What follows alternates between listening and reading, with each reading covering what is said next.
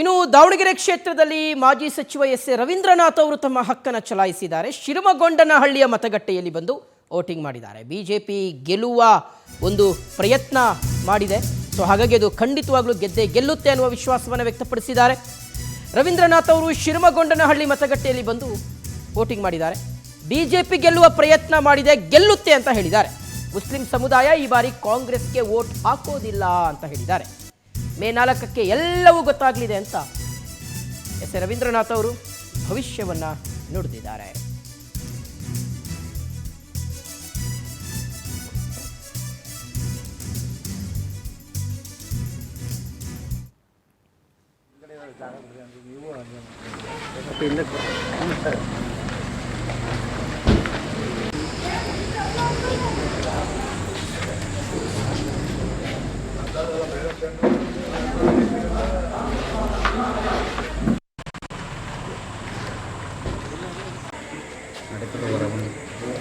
ಕೆಳಗಡೆ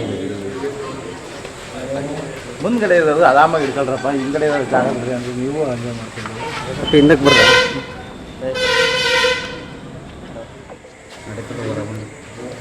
ಕೆಳಗಡೆ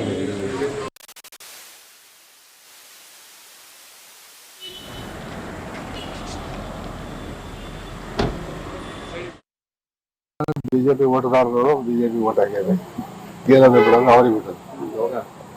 ಜಿದ್ದಾಜಿದ್ದಿ ಹೆಂಗಿದೆ ಸರ್? ನಮ್ಮೂರಾಗ ಜಿದ್ದಾಜಿದ್ದೇನೆ ಮೊದಲಿಂದಾನು 50 ಓಟ್ ಬಿಜೆಪಿ ಬರ್ತವೆ, 50 ಓಟ್ ಕಾಂಗ್ರೆಸ್ಗೆ ಜಾಸ್ತಿ ಆಗ್ತದೆ. ಮೊದಲಿಂದಾನು ಇದು 83 ಎಲೆಕ್ಷನ್ನಿಂದಾನು ಈಗ ನಾನು ಭಾಳ ಸರಿ ಎಲೆಕ್ಷನ್ ನಿಂತಿದ್ದಾನೆ. ಹಾಗಾಗಿ ನನಗೆ ಯಾವಾಗ ಪೈಪೋಟಿ ಇಲ್ದಾಗ ಗೆದ್ದೇ ಇಲ್ಲ ನಾನು. ಹಾಗಾಗಿ ಹೊಸ ಮುಖಗಳಲ್ಲ ಸರ್, ಅಲ್ಲಿ ಹೊಸ ಮುಖಗಳಲ್ಲ. ಹಂಗಾಗಿ ಹೊಸ ಮುಖಗಳಾಗಿ ಯಾರು ಚಲೋ ಮುಖ ಇರೋದು ಅವ್ರಿಗೆ ಕೊಡ್ತಾರೆ ಓಟ. ನಮ್ಮ ಮೊದಲಿಂದಾನು ಬಿಜೆಪಿ ಓಟದಾರರು